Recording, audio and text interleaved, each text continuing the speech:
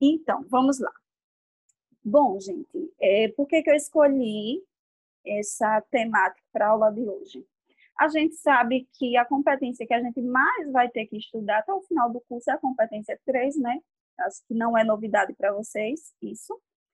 E existem alguns aspectos na competência 3 que a gente vai ficar ali batendo sempre na mesma tecla até conseguir ajustar as coisas, até conseguir chegar no nível que a gente quer. E dentre esses aspectos da competência 3, que a gente vai ter que estudar mais um pouquinho, a gente tem o cumprimento do projeto de texto, né? E a gente tem o desenvolvimento das informações. Então, esses são os princípios básicos da competência 3. Hoje, eu escolhi abordar o desenvolvimento das informações, certo? Vou tentar clarear um pouquinho, né, a cabeça de vocês com relação a como é que se desenvolve, né? O que é uma informação não desenvolvida? Como é que eu vou desenvolver as informações, né? Então, eu coloquei aqui algumas sugestões, na verdade, trouxe exemplos para vocês, e a partir dos exemplos eu vou mostrando para vocês, né, como é que eu espero que vocês façam. Então, vamos lá. Primeiro, peraí, deixa eu admitir aqui que a gente chegou. Primeiro, você precisa ter o cuidado de explicar as informações, certo? Então, explique as informações. Tem um áudio aí ligado, por favor, desliga. A não ser que vá falar, né, alguma coisa. Tudo que você coloca como informação no seu texto, você precisa explicar. Então, quando eu peço para você explicar, eu quero dizer que você tem que estabelecer uma relação de causa e efeito. Aí você pode se perguntar, mas é isso que é uma explicação? Vocês vão ver que, no fundo, é isso. Por quê? Quando eu afirmo algo, né, logicamente que isso acontece por algum motivo, tá? Então, sempre existe um motivo para que aquele problema aconteça. Então, é por isso que vai existir essa relação, ó, de causa e efeito, né? Então, se esse problema aconteceu, né? Qual foi o motivo, qual foi a causa, né, que levou isso a acontecer? Então, quando a gente explica o motivo das coisas, a gente vai estar estabelecendo essa relação de causa e efeito, consequentemente, a gente vai estar explicando as informações. Aí eu coloquei para vocês um exemplo, lógico que eu não vou ler o parágrafo inteiro, porque não enfim, não cabe a gente nesse momento, senão a aula vai ficar muito longa. Deixa eu minimizar aqui a janelinha.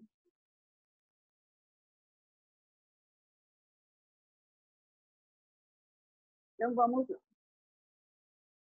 Aqui a gente tem um parágrafo, certo, de uma redação, foi uma redação nota 1000 que eu tirei, e eu peguei apenas um parágrafo da argumentação, não peguei o texto inteiro, certo? Vou ler apenas o que nos interessa.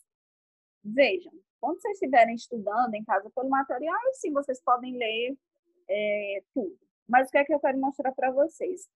Onde é que existe essa relação de causa e efeito e como é que vocês podem fazer isso no texto de vocês. Aqui, né, a gente sabe que ele já fez todas as etapas, já apresentou argumentos, já apresentou repertório e tal. E eu vou ler a partir dessa parte aqui, nesse viés, né, que é a parte que nos interessa nesse momento. Nesse viés, há uma pretensa sensação de liberdade de escolha, teorizada pela escola de Frankfurt, já que todos os dados adquiridos estão sujeitos à coerção econômica. Observe, aqui em cima ele diz que há uma pretensa sensação de liberdade de escolha, né? Ou seja, é uma falsa sensação de liberdade de escolha. E aqui ele diz o seguinte, já que todos os dados adquiridos estão sujeitos à coerção econômica. Quando ele coloca esse já que, ele está dizendo por qual motivo que há essa pretensa sensação de liberdade de escolha. Ou seja, as pessoas têm uma falsa sensação de liberdade de escolha. E qual é o motivo? Por que existe essa falsa sensação de liberdade de escolha? Porque todos os dados adquiridos estão sujeitos à coerção econômica. E observe aqui, ó, o elemento coesivo, já que, certo? O já que ele tem essa função de estabelecer uma relação de causa e efeito. Ao mesmo tempo, ele está fazendo o quê, né? Ele está colocando a causa, né? Qual é o motivo que leva as pessoas a terem essa sensação de liberdade, né? É porque todos os dados adquiridos estão sujeitos à coerção econômica. Então, observem, quando eu coloco aqui esse já que, né, o próprio elemento coesivo já faz essa relação de causa e efeito. Eu não estou lembrada se nas tabelinhas que vocês têm de elementos coesivos, tem dessa forma, né, apontando o já que, dentre outros, nessa função de causa e efeito. Mas, caso vocês não tenham, eu tenho aqui no livro que eu tenho como base, né? E aí eu posso passar depois para vocês. Depois foi que eu me toquei disso, porque eu não sei se na tabela de vocês aparece dessa forma, mas eu acredito que sim, certo? Então, quando ele coloca essa informação aqui, o que é que ele está fazendo? Ele está fazendo uma explicação, por quê? Ele está explicando o motivo pelo qual esse problema aconteceu. Aí eu quero que vocês observem o seguinte: se não tivesse essa informação aqui, que está grifada de vermelho, essa questão da liberdade de escolha, esse problema que a pessoa apontou sobre a falsa sensação de liberdade de escolha, seria uma informação não desenvolvida. Por quê? A pessoa simplesmente apontou o problema e não falou mais nada sobre esse problema, não explicou, né? Então, caso não tivesse essa parte aqui, ó, essa explicação, né? Essa informação aqui de cima, essa aqui, ó, que a gente leu sobre a falsa sensação de liberdade, seria uma informação que não seria desenvolvida, tá certo? Então, nesse caso aqui, a gente tem uma explicação como uma estratégia de você desenvolver as informações, explicando, tá? E é importante que vocês estudem pela tabela de elementos coesivos quais são os elementos coesivos que podem estabelecer essa relação de causa e efeito, tá certo? Eu tenho quase certeza que lá tem, mas se não tiver, eu vou mandar para vocês. Quais são os elementos coesivos que vocês podem usar aqui para colocar esse efeito de sentido, tá certo? Então, alguma dúvida sobre esse? Posso passar para o próximo? Pode passar. Ok, vou passar. Ruim, né? Assim. Caso surja aí alguma dúvida, vocês vão me falando, viu?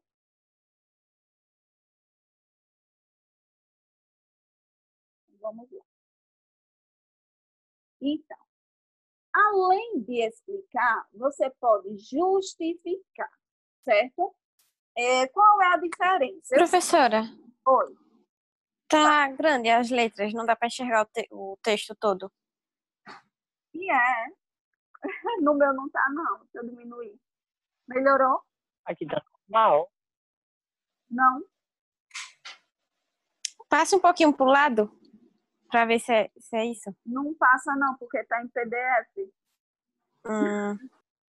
Ele só dá o zoom, ou aumenta o zoom, ou diminui o zoom. Porque no outro dava para enxergar, nesse não dá. O meu aqui tá normal. É de todo mundo, gente, que tá assim. Aqui tá normal também. Tá normal. Então deve ser no meu, então. Pronto. Então, eu vou deixar assim. Para mim tá num tamanho bom. Para você está chegando num tamanho bom. Voltou. Agora tá normal no meu. Voltou ao normal? Pronto. Então, vou continuar. Então, ficou até melhor para mim nesse tamanho. Eu consigo me organizar aqui com a janelinha. Então, vamos lá. Existe uma dúvida muito grande de algumas pessoas com relação à diferença entre uma justificativa e uma explicação, tá? Vamos tratar dessas duas diferenças dentro desse objetivo que a gente tem aqui. Quando vocês pensarem em explicação, vocês pensem em estabelecer aquela relação de causa e efeito, tá? A causa é o motivo vai ser a explicação. Mas quando a gente falar de uma justificativa, certo? Eu quero que vocês entendam que vocês devem colocar algum elemento que comprove, tá? Que comprove que aquilo que você afirmou realmente faz sentido e está correto, certo? Então, quando você vai justificar, você tem que pensar em estratégias, informações. Você tem que pensar em informações que comprovem, que levem o leitor a compreender que aquilo que você está falando é realmente verdadeiro, aquilo que você está falando faz sentido. Então, quando a gente pensa em justificar, a gente pensa o seguinte: eu preciso comprovar para o meu leitor de que essa ideia que eu estou apontando é uma ideia verdadeira, tá certo? Aí, vejam aqui, o exemplo que eu coloquei. É preciso compreender tal fenômeno patológico como um atentado às instituições democráticas. Isso porque a perspectiva de indivíduos coordena suas escolhas em eleições e plebiscitos públicos. Observe, se esse aluno, esse candidato, tivesse apenas dito isso aqui, ó, ele ia dizer: é preciso compreender tal fenômeno patológico como um atentado às instituições democráticas. Tá? Ele está dizendo que isso faz com que não haja democracia. Ok. Mas eu não coloco, digamos que ele não tivesse colocado mais nada, né? Não tivesse acrescentado mais nada sobre essa informação. Essa informação, ela não estaria desenvolvida, ou seja, o problema foi apontado, né? E ele não foi desenvolvido. Quando ele coloca essa informação aqui, ó, isso porque a perspectiva de mundo dos indivíduos coordena suas escolhas em eleições e plebiscitos. O que é que ele está dizendo? Ele está justificando, né, por que é um atentado à democracia. Qual a justificativa para ser um atentado à democracia? É porque a perspectiva do mundo dos indivíduos coordena suas escolhas em eleições e plebiscitos públicos. Então, quando ele diz que isso influencia nas escolhas, a gente tem um áudio aí ligado.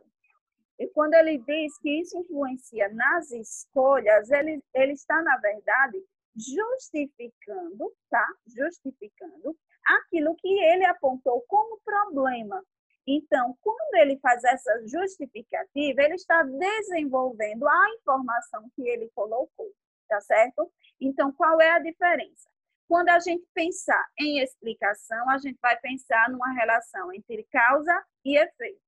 Quando a gente pensar em justificativa, a gente vai pensar, né, em informações que ajudam a comprovar, né, que aquilo que você falou é verdade e que também ajudam a convencer, né, o leitor de que realmente o que você está falando faz sentido, tá certo?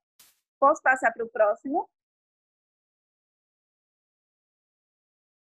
Ô, professora, pode repetir rapidinho que eu estava copiando aqui? Como é? Pode repetir aí de novo, por favor? Tudo? Não, brincadeira. Eu vou Não, explicar. não. A última parte. Tá bom. Então, ó, aqui o que foi que aconteceu? Quando a pessoa colocou aqui essa informação, né, ele diz, porque a perspectiva de mundo dos indivíduos coordena suas escolhas em eleições plebiscitas. Ele está, na verdade, justificando, né, justificando o fato de esse fenômeno ser um atentado à democracia. Então, ele está colocando uma justificativa para a informação que ele apresentou, tá certo? Quando ele coloca essa justificativa, ele faz o quê? Ele coloca uma informação que ajude o leitor a compreender que aquela informação que foi colocada é uma informação verdadeira, é uma informação que faz sentido. Então, quando a gente coloca essa justificativa sobre algo que a gente apontou como problema, a gente está, na verdade, trazendo elementos que comprovem que aquela informação que a gente colocou é realmente correta, tá certo? Então, não adianta eu apenas apontar o problema. Eu tenho que justificar, né, por que esse problema existe, tá certo? Então, quando ele faz isso, ele está justificando por que isso é um atentado à democracia, né? É porque isso influencia nas escolhas dos indivíduos nas eleições e plebiscitos. Então, ele está fazendo uma justificativa. Eu falei plebiscito, é plebiscito. Ele está justificando aqui o que ele colocou antes, tá certo? Professora, Diga. quando eu coloco uma explicação, é uma justificativa? Quando você coloca o quê? Um exemplo que diga agora? Não, exemplo já vai ser Não exemplo é, né? mesmo. Aí a gente vai ver aqui. Entendi. E exemplo também Certo. é uma forma de desenvolver. Entendeu? Entendi. Pronto, aí a gente vai agora para os exemplos. Você vai ver a diferença. Então, além de justificar e explicar, você pode o quê? Exemplificar, que é o quê? Dar exemplos, né? Quando você coloca um determinado problema, é interessante que você especifique que problema é esse. E uma das formas de você especificar esse problema é você colocando os exemplos, tá? Aqui eu só achei esse, certo? Mas eu acho que vai dar para ilustrar para vocês. Esse cenário dificulta o exercício da convivência com a diferença, conforme defendido por Arendt, o que reforça condutas intransigentes como a discriminação. Quando ele coloca aqui discriminação, ele está falando de quê? De condutas intransigentes, tá certo? Se ele tivesse apenas falado de condutas intransigentes e não tivesse dado nenhum exemplo do que seriam essas condutas intransigentes, seria uma falha de desenvolvimento. Porque todo problema que eu aponto, eu preciso exemplificar, tá? Então, eu não posso dizer que existem condutas inadequadas se eu não dou nenhum exemplo de que condutas são essas. Então, quando ele coloca aqui como a discriminação, ele está dando um exemplo do que seriam essas condutas, consequentemente, ele está fazendo o quê? Ele está desenvolvendo a informação que ele apontou, tá certo? Para dar exemplos, a gente só tem duas possibilidades. Ou utilizando o como, ou então utilizando o por exemplo, tá? Isso vai ser exemplo. Se não for dessa forma, introduzido pelo como, ou como por exemplo, provavelmente não vai ser exemplo mesmo, vai ser qualquer outra informação, mas não vai ser exemplo, tá certo? E aí, dúvidas?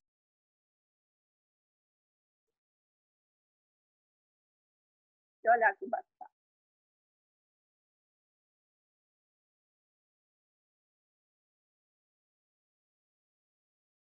Tudo ok, então vou passando, viu?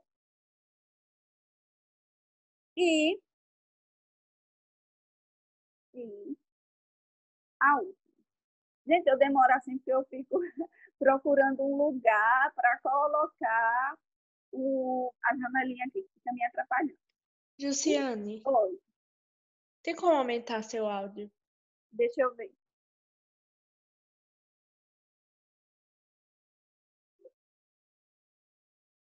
E aí, como é que você está me escutando agora? Tá abaixo. Está baixo ainda? Então não é o volume, não. Eu vou colocar assim. Assim. Melhorou? Tá bom. Melhorou? Melhorou. Pronto, eu vou Sim, ficar segurando. melhorou. Vou ficar segurando o bichinho aqui, que fica mais fácil. Então, vamos lá. Todo mundo estava me ouvindo baixo, não era? Sim. Pensava que era disso.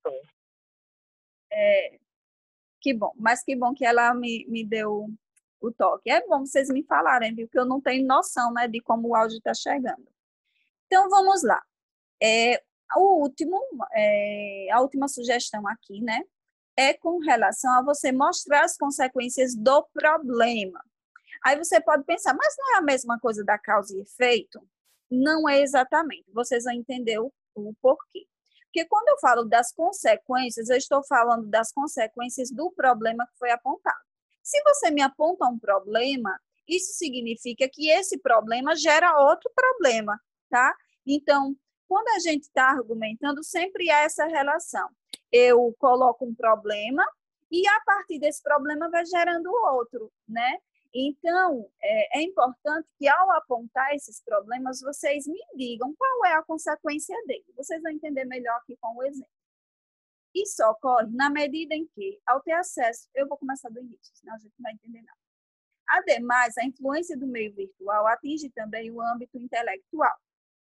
Isso ocorre na medida em que, ao ter acesso apenas do conteúdo previamente selecionado, de acordo com seu perfil na internet, o indivíduo perde contato com pontos de vista que divergem do seu, o que compromete significativamente a construção de seu senso crítico e de sua capacidade de diálogo. Observe, ele coloca aqui em cima o seguinte, ó, o indivíduo perde contato com pontos de vista que divergem do seu. Qual é a consequência dessa perda de contato? Ele vai comprometer a construção de seu senso crítico e de sua capacidade de diálogo. Então, aqui eu tenho um problema, né, que é a perda do contato, e eu tenho uma consequência desse problema. Eu tenho, nesse caso aqui, a consequência é que ele vai comprometer a construção do seu senso crítico.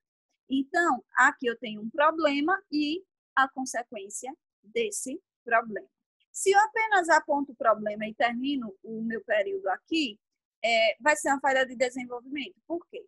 Eu digo que ele perde contato com pontos de vista divergentes do seu. Tá, mas o que isso significa? Né? Isso tem que levar a algum problema. Só a perda de contato não é exatamente um problema, né? Ele perde o contato com pessoas que têm pontos de vista diferentes. Ok, mas isso em si não é um problema.